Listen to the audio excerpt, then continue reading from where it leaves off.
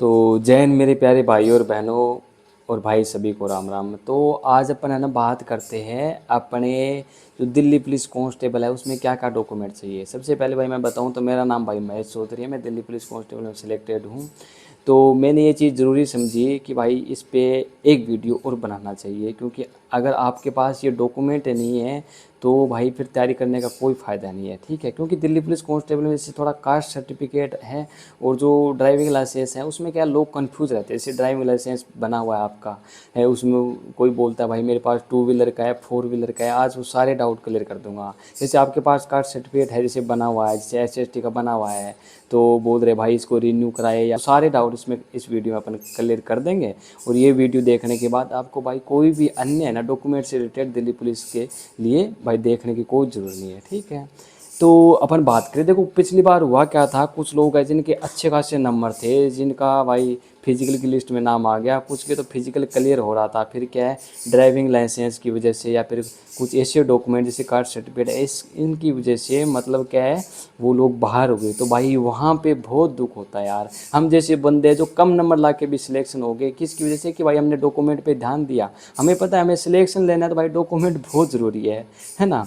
ये चीज़ें होती है भाई, बिना डॉक्यूमेंट के कुछ नहीं होता भाई, है ना। और गवर्नमेंट का मामला है तो भाई डॉक्यूमेंट सही होने ही चाहिए आपके। तो चलो अपन बात करते हैं कि क्या क्या डॉक्यूमेंट आपको चाहिए। सबसे पहले अगर अपन बात करें, दिल्ली पुलिस कांस्टेबल एक 12th लेवल की जॉब है, जिसमें मतलब 10th और 12th की मार्कशीट तो आपके पास होनी चाहिए। इतने तो बोले नहीं हो कि अभी आपके पास 10th की मार्कशीट है, 12th की मार्कशीट नहीं है और आप दिल्ली पुलिस कांस्टेबल की एग्ज़ाम देने जाओगे, इतने तो बोले नहीं हो ना। हाँ, और सेकंड बात करूँ तो भाई आपके पास आधार कार्ड, पैन कार्ड कब चाहिए आप लोगों के लिए? पैन कार्ड तब चाहिए जब आपकी ज्वाइनिंग हो जाएगी और जब आपका बैंक अकाउंट खुलेगा जिसमें आपकी सैलरी आएगी भाई, है ना, तब आपके लिए पैन कार्ड चाहिए। इस उससे पहले आपके लिए नहीं चाहिए। और अगर तीसरे डॉक्यूमेंट की मैं अगर बात करूँ तो भाई वो चाहिए कास्ट सर्टिफिकेट। आप जिस भी कैटेगरी से आते हो मैं उसका बता दूंगा उसका क्या क्राइटेरिया है, क्या कुछ मामला है। और फोर्थ डॉक्यूमेंट है भाई कौन सा? ड्राइविंग लाइसेंस, जिसका बहुत इंपॉर्टेंट है खास तौर से मेल कैंडिडेट के लिए, है ना। ये डॉक्यूमेंट है। और रही बात है एक मूल निवास प्रमाण पत्र होता है जिसे डोमिसाइल सर्टिफिकेट कहते हैं, वो भाई ज़रूरी नहीं होता। थोड़ा आगे बढ़ते हैं तो सबसे पहले अपन बात कर लेते हैं मेन डॉक्यूमेंट की। देखो 10th 12th आधार कार्ड इनकी तो बताने की आपको ज़रूर नहीं है। मेन डॉक्यूमेंट है भाई कास्ट सर्टिफिकेट और ड्राइविंग लाइसेंस। सबसे पहले मैं ड्राइविंग लाइसेंस का बता देता हूँ।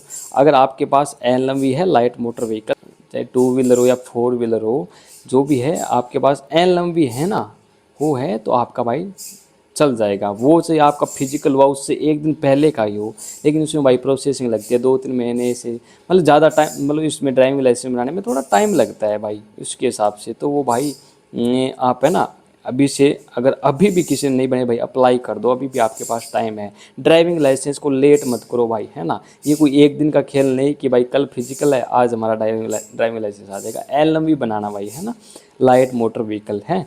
और हेवी है वो बाद में बनता है, पहले LMV बनता है, तो LMV ही चाहिए आप लोगों को, है ना। जो ड्राइवर की वैकेंसी होती है उसमें हेवी चाहिए भाई, है ना। अब अपन अगर नेक्स्ट बात करें तो भाई कास्ट सर्टिफिकेट पे आते हैं। देखो जनरल UR उनके लिए तो कोई कास्ट सर्टिफिकेट नहीं होता, और जो OBC वाले हैं उनका भाई 3 साल से पुराना नहीं होना चाहिए, है ना, जो फॉर्म भरते हैं उसकी डेट से। और अगर हम बात करें जैसे SC ST वालों की, तो भाई उनके कास्ट सर्टिफिकेट पे under the government of India, मतलब सेंट्रल का कास्ट सर्टिफिकेट होना चाहिए SC ST का, हैं।